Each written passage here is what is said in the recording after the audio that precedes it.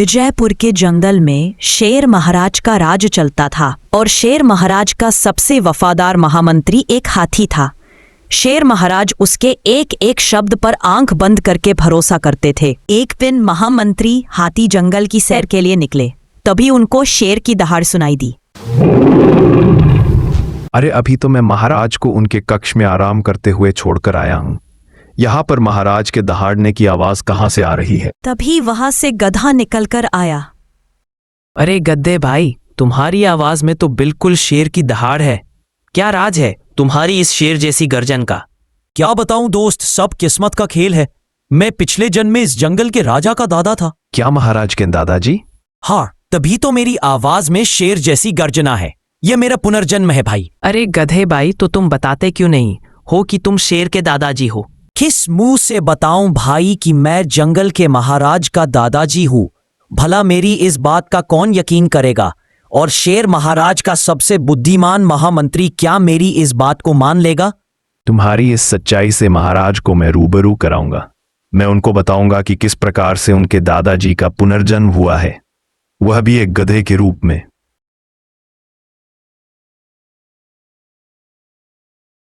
महाराज की जय हो। महाराज, मैं एक ऐसी सूचना लेकर आया हूं जिसे सुनकर आप बहुत ही ज्यादा खुश हो जाएंगे। अरे ऐसा कौन सा तीर मारकर आए हो जो तुम्हारी खुशी का ठिकाना नहीं है? महाराज, मैंने जंगल में देखा कि गधा शेर की आवाज में दहाड़ रहा था। तब उसके साथी गधे ने उससे पूछा कि तुम शेर की आवाज में कैसे दहाड़ रहे हो? तो उसने बताया कि वह पहले इस जंगल के राजा का दादाजी था, जिसका पुनर्जन्म हुआ है, वह भी एक गधे के रूप में। अगर वो हमारा दादाजी था तो उसने आकर हमको बोला क्यों नहीं? महाराज, भला वो कैसे बताते कि वो आपके दादाजी हैं? वो तो एक गधे के रूप में पुनर्जन्म हुआ है। भला गधे को कोई शेर मान सकता है क्या? कोई बात नहीं है महामंत्री, कल उनको हमारे दरबार में आने को कहो। शेरराज अपने महामंत्री के मुंह से अपने दादाजी के पुनर्जन्म की बात सुनकर बहुत ज्यादा खुश हो जाता है। अगले दिन वो गधे को अपने दरबार में बुलाते हैं। मेरे प्यारे जंगल वासियों, आप सोच रहे होंगे कि मैं यहाँ पर गधे को क्यों बुलाया है। मैं आपको आज एक राज की बात बताऊंगा कि जो आपके सामने ये गधे महाशय खड़े हैं, ये गधे नहीं है बल्कि मेरे दादाजी है। वो भी पिछले जन्म में इनका पुनर्जन्म हुआ है। माफ करना शेर महाराज, लेकिन यह बात मुझे अजीब लग रही है कि एक गधा पिछले जन्म में तुम्हारा दादाजी कैसे हो सकता है, और ये कैसे संभव है? दादाजी, अब आप ही इस राज से पर्दा उठाओ और लोगों को सच्चाई बताओ। हाँ, मैं पिछले जन्म में इनका दादाजी था। तुमको शायद पता नहीं होगा, भालू तुम्हारे दादाजी का नाम था टक्कर सिंह भालू, जो बहुत ज्यादा ताकतवर थे। क्या कहा आपने? आप मेरे दादाजी को भी जानते थे? क्या सच में मेरे दादाजी बहुत ताकतवर थे और उनका नाम टक्कर सिंह था? टक्कर सिंह भालू जानते हैं? अरे बचपन के दोस्त थे। हमारी दोस्ती की तो कस्में खाई जाती थी, और पड़ोसी जंगल के भालू तो हमारी दोस्ती से बहुत जलते थे। अरे वो बलवान भालू था ना, वो बहुत जलता था। एक दिन वह अपने पोते यानी शेर राज को पहाड़ी पर घूमने के लिए लेकर गया था, तो बलवान भालू वहां पर आ गया। वो मेरे पोते को उठाकर पहाड़ी से फेंक देना चाहता था, और इसे बचाने के लिए मुझे बलवान से टकराना पड़ा। लेकिन मेरा पोता तो बच गया और मैं उससे लड़ते हुए पहाड़ी से गिरकर मर गया। हाँ, हमने सुना तो था कि बलवान भालू ने किसी शेर को पहाड़ी पर मार दिया था, पर यह समझ में नहीं आता कि तुमको गधे का ही जन्म क्यों मिला शेर दादा। हम शेर लोग गधों से अपनी बहुत सेवा करवाते हैं, बल्कि उनके दुख को भी नहीं समझते, और अपने जंगल की खाने पीने की तमाम वस्तुओं को गधे की कमर पर ही लादकर एक जंगल से दूसरे जंगल में ले जाते हैं। यह उसी का पाप है जो मैं इस जन्म में गधा बनकर पैदा हुआ। बस मेरी दहाड़ ही पिछले जन्म सी है। ऐसी दहाड़ हमने बचपन में अपने दादाजी की सुनी थी। सचमुच आप मेरे ही दादाजी हैं। मेरे पोते शेर महाराज, मुझे तो अपना पिछला जन्म याद आ गया, पर क्या पता हमारे और भी पूर्वज गधे का जन्म लेकर भटक रहे होंगे, उनको उनका पिछला जन्म याद नहीं आया हो। आपने बिल्कुल ठीक कहा। सभी जंगलवासियों, मेरी बात को ध्यान से सुनो। सभी जंगल के जानवर गधा समाज के सभी गधों के पैर छूकर अपने दिनचर्या की शुरुआत करेंगे, और कोई भी गधा समाज को परेशान नहीं करेगा। पता नहीं कौन सी गधी हमारी दादी नानी हो। अब तो उन गधों को लोग शेर दादा कहने लगते हैं। अब उन गधों की हिम्मत इतनी बढ़ जाती है कि वो हाथी दादा के आगे से भी खाने को लेकर भाग जाते हैं। अब जानवरों की भी समझ में नहीं आता कि वो क्या करे और सभी जानवर मिलकर एक मीटिंग करते हैं।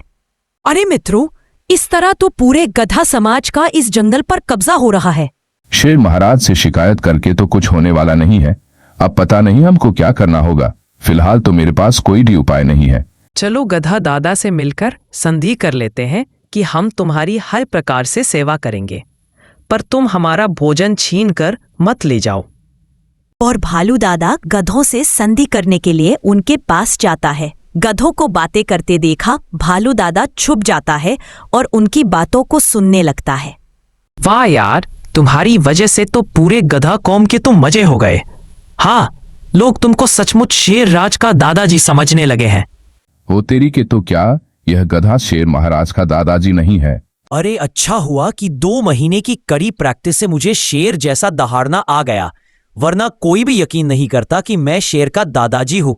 अगले दिन सभी जानवरों ने शेर के महामंत्री हाथी को यह बात बता दी और सबने मिलकर गधे का पर्दाफाश करने का प्लान बना लिया।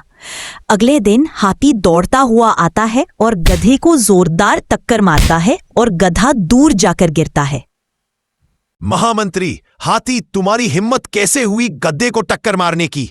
तुमको पता नहीं कि वो हमारे पिछले जन्म के दादाजी है? जानता हूं वो तुम्हारे पिछले जन्म के दादाजी थे, पर तुम ये भी जान लो कि वो पिछले जन्म के मेरे दुश्मन भी थे। पिछले जन्म में मैं भालू था। मेरी और उनकी लड़ाई में ये मर गए और उनकी सजा मुझे मिली।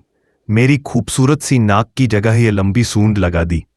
मेरे छोटे छोटे दांतों की जगह ये 2 बड़े बड़े दांत लगा दिए गए। मेरा छोटा सा शरीर इतना बड़ा कर दिया कि मेरे पैरों को भी मेरा खुद का वजन उठाने में दिक्कत होती है। ये आपके दादाजी यानी शेर को करने के बाद की सजा मिली। सोच रहा हूं कि इस जन्म में भी मार दूं, फिर मुझको और भी छोटा होने की सजा मिल जाए।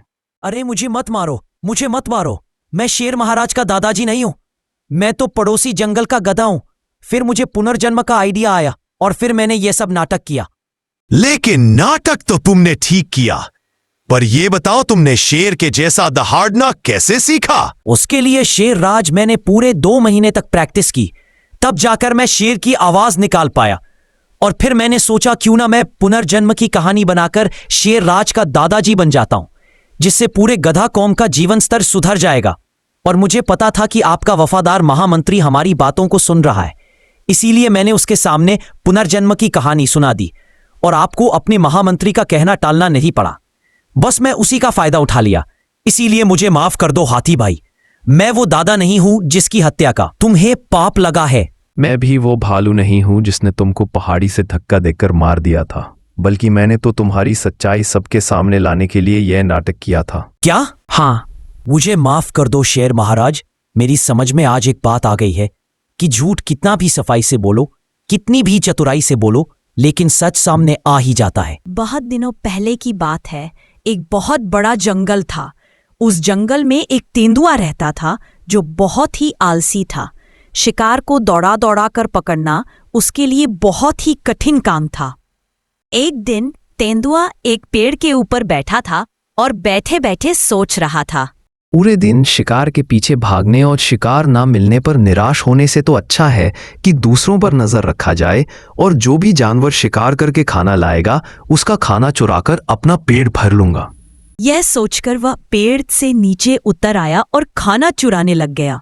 पहले तो वह जंगल के जानवरों का खाना चुराता था, अब वह जानवरों का ही नहीं बल्कि पेड़ पर चढ़कर पक्षियों का भी शिकार चुरा लेता था। इसी तरह बिना परिश्रम किए ही उसे खाना मिलने लगा। इसी तरह कुछ दिन चलता रहा। वो तेंदुआ दिन भर जानवरों का खाना चुराता और शाम को आराम से सो जाता था।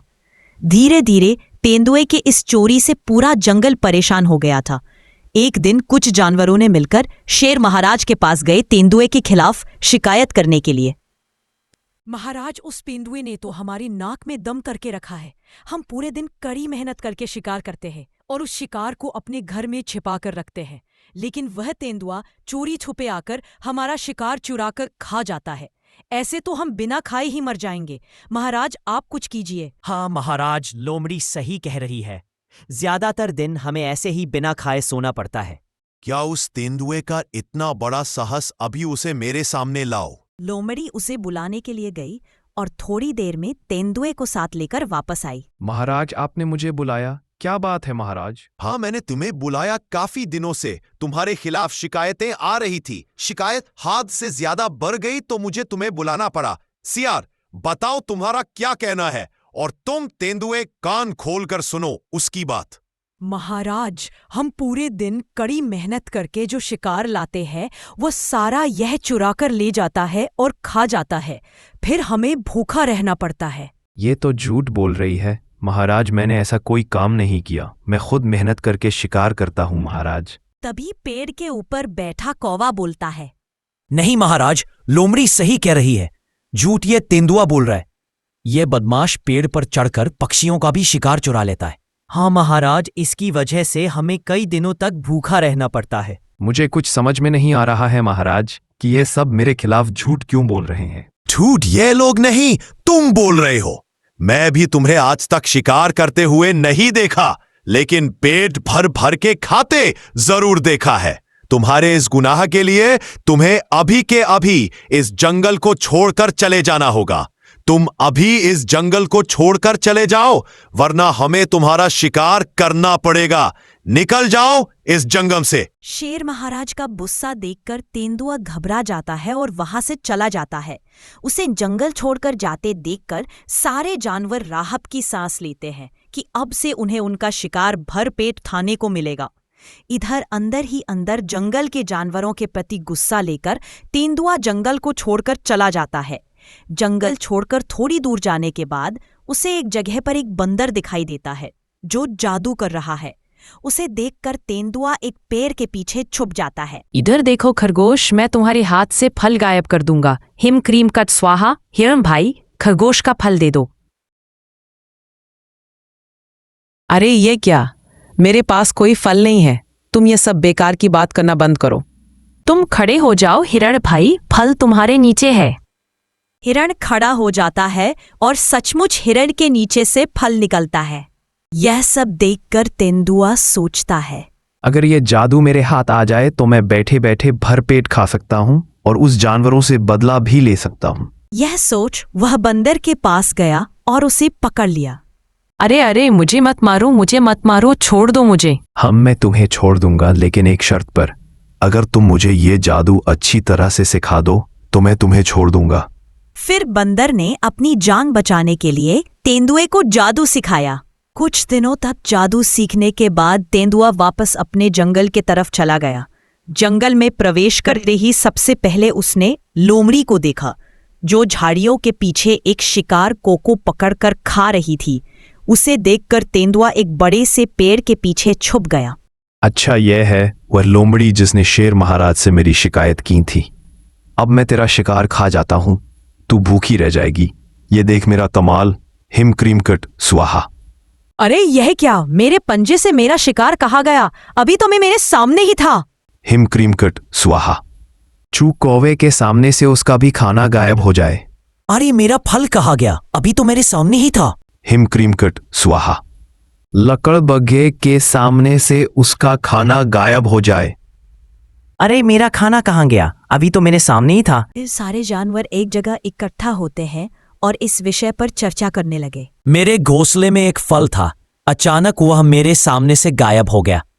मैं अपना शिकार खाने ही वाला था, तभी मेरा शिकार गायब हो गया। मैं कुछ समझ नहीं पाया ये सब कैसे हुआ। मेरा शिकार भी अचानक गायब हो गया, लेकिन ये सब कैसे हो सकता है? यह सब इस बड़े से पेड़ के नीचे हुआ है। मुझे लगता है इस पेड़ पर कोई भूखा भूत रहता है। यह लोग मुझे भूत समझकर डर रहे हैं। अगर मैं सचमुच भूत का नाटक करूं तो यह लोग डर के मारे मेरे लिए कुछ भी कर सकते हैं। मुझे इन सबको और भी डराना होगा। हाँ, मैं भूखा बहुत हूं। अब मैं एक एक करके पूरे जंगल के जानवरों को खा जाऊंगा। अगर तुम लोग नहीं चाहते कि ऐसा कुछ हो तो रोज शाम को सूरज ढलते ही मेरे लिए भरपूर खाना लाकर इस पैर के नीचे छोड़कर चले जाना, वरना तुम और तुम्हारे जंगल के जानवरों को मैं एक एक करके खा जाऊंगा। नहीं नहीं भूत भाई, हमें कुछ मत करना। हम रोज सूरज ढलते ही आपके लिए खाना रखकर चले जाएंगे। नहीं नहीं भूत भाई, हमें कुछ मत करना। आपने जैसा कहा हम ऐसे ही करेंगे। रोज सूरज ढलते ही आपके लिए इस पेड़ के नीचे खाना रख देंगे। हाँ हाँ भूत भाई, रोज आपके लिए खाना रख देंगे, आप सिर्फ हमें कुछ मत करना। तो जाओ, आज ही सूरज ढलते ही खाना रख देना, वरना तुम जानते हो मैं क्या करूंगा। और सुनो, खाना रखने के बाद बिल्कुल पीछे मुड़कर मत दिखना, नहीं तो गायब हो जाओगे। और उस दिन से तो तेंदुआ की लॉटरी लग गई। जंगल के छोटे मोटे जानवर ही नहीं, बड़े बड़े जानवर भी उस भूत से डरने लगे और खुद मेहनत करके लाए हुए शिकार उस पेड़ के नीचे रख जाते। उसके जाते ही पेड़ के ऊपर से उतरकर तेंदुआ सारा खाना लेकर पेड़ के ऊपर चढ़ जाता था, फिर खाना खाकर आराम से सो जाता था और सुबह होने से पहले ही चुपचाप पेड़ से उतरकर चला जाता था। ऐसे ही कुछ दिन गुजर गए। इधर सारा जानवर अपना लाया हुआ शिकार पेड़ के भूत को खिला खिलाकर थक गए और सबने मिलकर शेर महाराज के पास गए इस समस्या का हल करने के लिए। महाराज, उस तेंदुए से तो जैसे तैसे हमें छुटकारा मिला था, अब उसकी तरह इस जंगल में एक भूखा भूत आ गया है। हमारा सारा खाना उसे देना पड़ रहा है। हाँ महाराज, उसे अपना सारा खाना देना पड़ता है, इसलिए हमें कभी कभी भूखा ही रहना पड़ता है। हाँ महाराज, ये दोनों बिल्कुल ठीक कह रहे हैं, हमें उस भूत से छुटकारा दिलाइए, नहीं तो हम मर जाएंगे। ठीक है, जैसे ही भूत तुम लोगों का दिया हुआ खाना लेकर पेड़ पर चढ़ जाएगा, तभी हम पेड़ सहित उसे जला देंगे। तुम सब आसपास ही आग लेकर तैयार रहना, मैं भी तुम सबके साथ रहूंगा। हाँ महाराज, ये योजना बहुत अच्छी है। हम सब झाड़ियों के पीछे आग लेकर तैयार रहेंगे। आज ही उस भूत का खेल खत्म हो जाएगा। योजना के अनुसार उस दिन लोमड़ी खाना लेकर गई और उस पेड़ के नीचे रखकर झाड़ियों के पीछे छुप गई। थोड़ी देर चुपचाप रहने के बाद सबने देखा कि खाना गायब हो रहा है। तभी सबने झाड़ियों से निकलकर शेर महाराज के साथ मिलकर उस पेड़ में आग लगा दिया। पेड़ तेजी से जलने लगा। इधर पेड़ के ऊपर खा पीकर आराम से सोया हुआ तेंदुआ घबरा गया और अपनी जान बचाने के लिए जैसे ही पेड़ से कूदकर नीचे आया, तभी सामने शेर महाराज और सभी को देखकर रुक गया। फिर शेर महाराज ने उसे मारने ही वाले थे, तब तेंदुए ने अपनी जान की भीख मांगी। मुझे माफ कर दीजिए महाराज, आज से मैं कभी भी ऐसा काम नहीं करूंगा। मैं तुझे माफ कर सकता हूं, लेकिन जितने दिन तू इन जानवरों का खाना खाया है, उससे दुगना दिन तू इन सबको शिकार करके खिलाएगा। लेकिन एक बात याद रखना, अब से आलस किया तो मैं तुझे नहीं छोड़ूंगा। नहीं महाराज, अब से मैं कभी भी आलस नहीं करूंगा। मेरी आंख खुल गई है, मुझे माफ कर दीजिए। उस दिन से तेंदुए ने कभी भी आलस नहीं किया और शेर महाराज की बात मानकर शिकार करके अपना पेट भरना शुरू कर दिया।